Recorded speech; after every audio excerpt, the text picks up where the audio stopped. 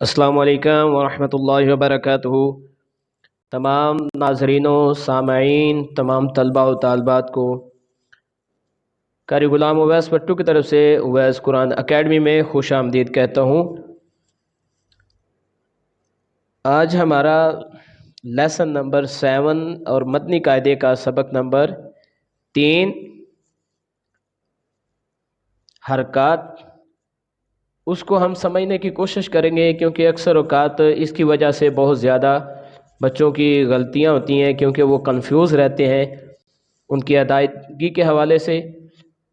وہ انشاءاللہ میں کوشش کروں گا کہ اچھے طریقے سے آپ کو سمجھا سکوں۔ جب آپ سمجھ جائیں تو اس کو آپ نے بار بار اس کی مشق کرنا ہے، تو انشاءاللہ آپ کے اندر مہارت بھی آ جائے گی اور انشاءاللہ اس کی غلطیاں بھی درست ہو جائیں گی اگر آپ نے اس کو اچھے طریقے سے سمجھ لیا۔ تو سب سے پہلے ہمارے پاس جو ہمارا موضوع ہے وہ ہے حرکات۔ کیا ہے؟ حرکات۔ حرکات حرکت کی جمع ہے۔ حرکت ایک ہوتی ہے، جس طرح کی یہ ایک حرکت ہے اور یہ تینوں اکٹھی آ جائیں، تین کو جمع کریں تو یہ حرکات بن جاتی ہے۔ حرکت واحد ہے اور حرکات اس کی جمع ہے۔ تو اس کی تعریف کیسے کریں گے؟ اس کا اگر سوال کیا جائے کہ حرکات کسے کہتے ہیں، اگر سوال یہ کیا جائے تو پھر اس کا جواب یہ ہوگا کہ اس کے 2-3 جواب ہو جاتے ہیں کہ حرکات کی جمع، حرکت کی جمع کو حرکات کہتے ہیں، ایک تو یہ ڈیفینیشن بن جائے گی۔ دوسرا، زبر زیر پیش کو بھی حرکات کہتے ہیں۔ تیسرا، فتح کسرہ ضمہ کو بھی حرکات کہتے ہیں۔ تو یہ حرکات کی ڈیفینیشن ہو جائے گی۔ یہاں پہ لکھا ہوا ہے حرکت کی جمع حرکات ہے، جو کہ میں نے ابھی بتایا حرکت ایک ہوتی ہے، حرکت کی جمع حرکات ہے، تینوں کو ہم حرکات کہیں گے۔ تو کیا ہے جی؟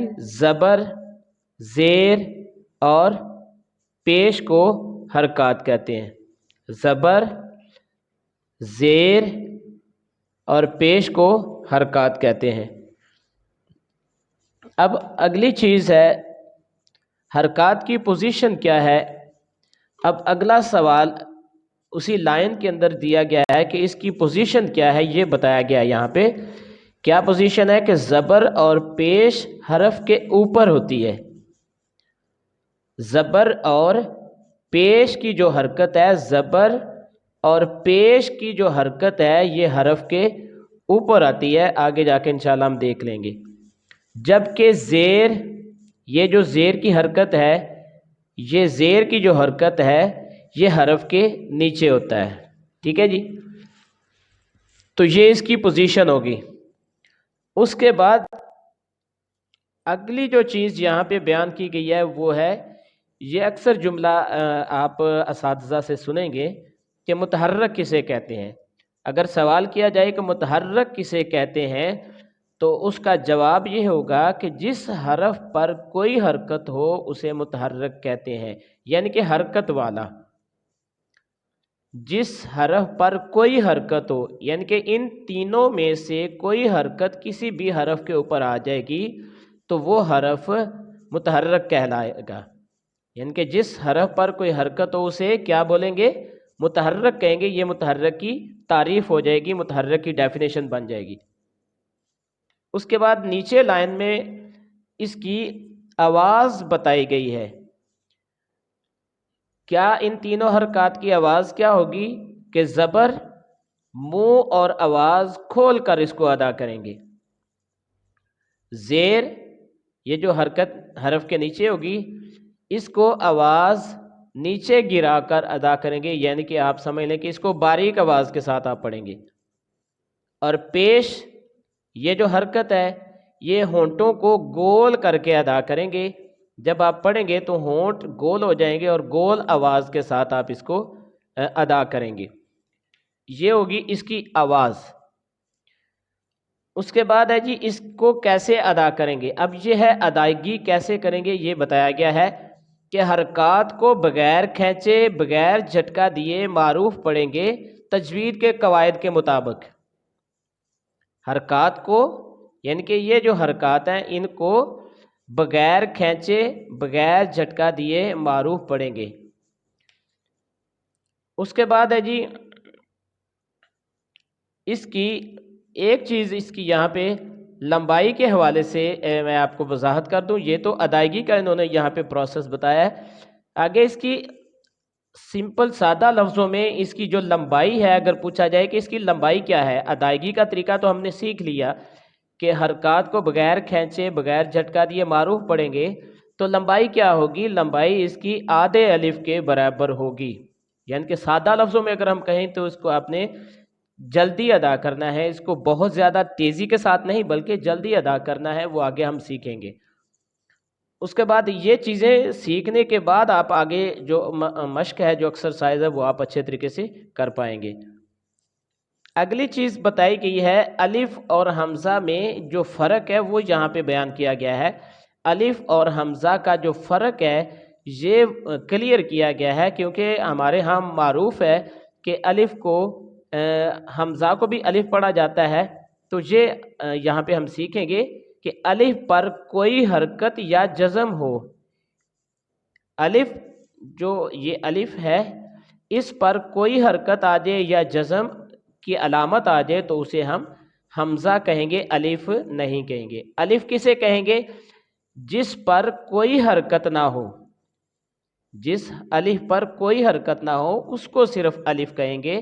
اگر الف کے اوپر کوئی حرکت آ جاتی ہے، جس طرح یہ پیش ہے، یہ زبر ہے، یہ زیر ہے، یا یہ الف کے اوپر جزم کی علامت آ گئی ہے، تو تب اس کو ہم حمزہ کہیں گے، اس کا نام حمزہ کہیں گے. اور یہ الف اگر اس کے اوپر کچھ نہ ہو تو یہ الف ہوگا. اس کے بعد را کو پڑھنے کا کیا حکم ہے؟ یہاں پہ یہ را کے حوالے سے یہاں پہ کچھ وضاحت کی گئی ہے. تو یہ سمجھنا بھی بہت ضروری ہے کہ را پر زبر یا پیش ہو. را کے اوپر زبر آ جائے یا پیش آ جائے تو اس را کو پر پڑھیں گے یا موٹی آواز کے ساتھ اس کو ادا کریں گے. اگر را کے نیچے زیر ہو تو را کو باریک پڑھیں گے. اگر را کے نیچے زیر آ جاتی ہے تو را کو باریک پڑھیں گے. تو یہ چند اس کی وضاحت تھی اس کے متعلق. یہ سمجھنا بچوں کے لیے بہت ضروری ہے تاکہ قرآن مجید کی ادائیگی میں کوئی پریشانی نہ ہو. اب اس کو پڑھنے کا جو طریقہ ہے یہ ایک ٹیکنیک ہے جی. آپ کسی بھی طریقے سے آپ اس کو فالو کر سکتے ہیں. تو اس کو آپ نے جب پڑھنا ہے تو اس کو آپ نے جلدی ادا کرنا ہے، جو کہ آپ نے پیچھے سیکھ لیا ہے کہ اس کی لمبائی جو ہے وہ آدھے الف کے برابر ہے. تو اب یہ جو اس کو حمزہ پڑھیں گے، یہ جو ہمارے سامنے یہ جو حرف ہے اس کو ہم حمزہ کہیں گے. اس کا نام حمزہ ہے. اور اس کے اوپر جو حرکات ہیں یہ زبر ہے، یہ زیر ہے اور یہ پیش ہے. اب ان کے نام کے ساتھ آپ نے اور ان کی آواز کے ساتھ آپ نے پڑھنا ہے اور اس کی لمبائی کے ساتھ.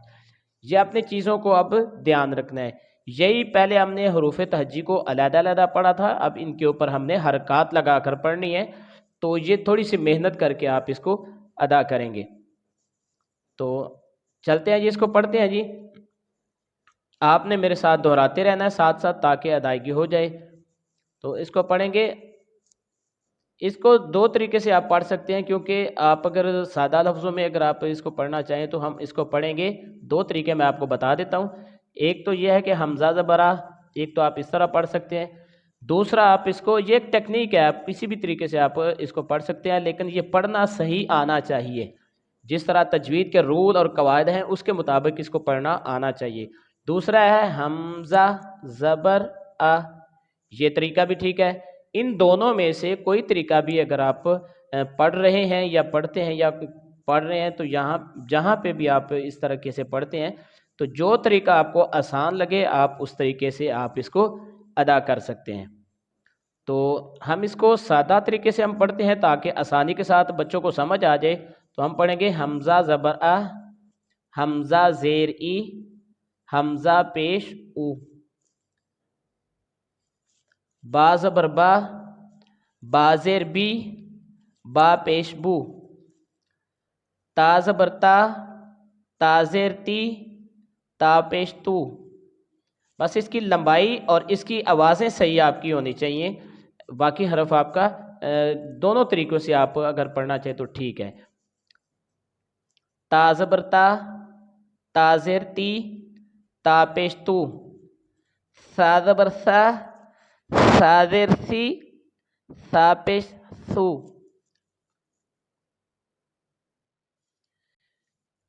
جیم زبر جا، جیم زیر جی، جیم پیش جو، حا زبر حا، حا زیر حی، حا پیش حو، خا زبر خا، خا زیر خی، خا پیش خو، دال زبر دا، دال زیر دی، دال پیش دو، دال زبر ذا، دال زیر دی، دال پیش ذو، را زبر را، را زیر ری، را پیش رو، زا زبر زا، زا زیر زی، زا پیش زو، سین زبر سا، سین زیر سی، سین پیش سو،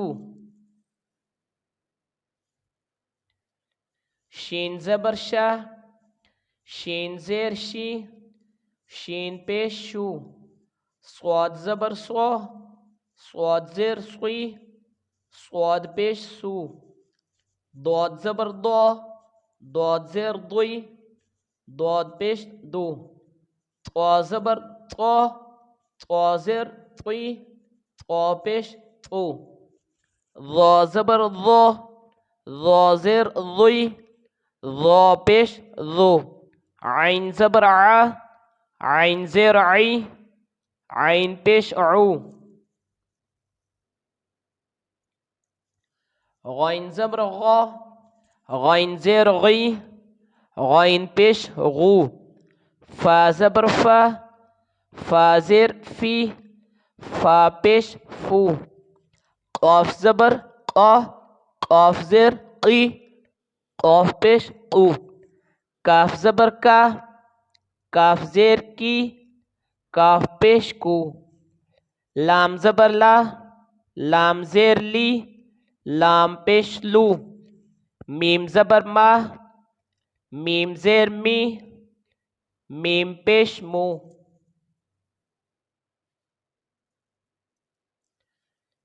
نون زبر نا، نون زیر نی، نون پیش نو، واو زبر وا، واو زیر وی، واو پیش وو،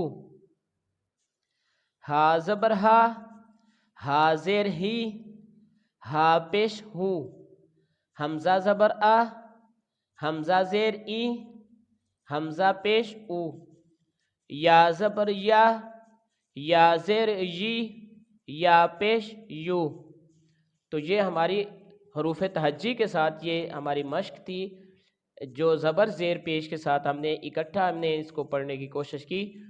تو اس کو دونوں طریقے جو میں نے شروع میں بتائے ہیں اس میں سے کوئی طریقہ جو بھی آپ کو صحیح لگتا ہے آپ اس کے مطابق اس کو ادا کر سکتے ہیں۔ تو فیڈ بیک اس کا ضرور دیجیے گا۔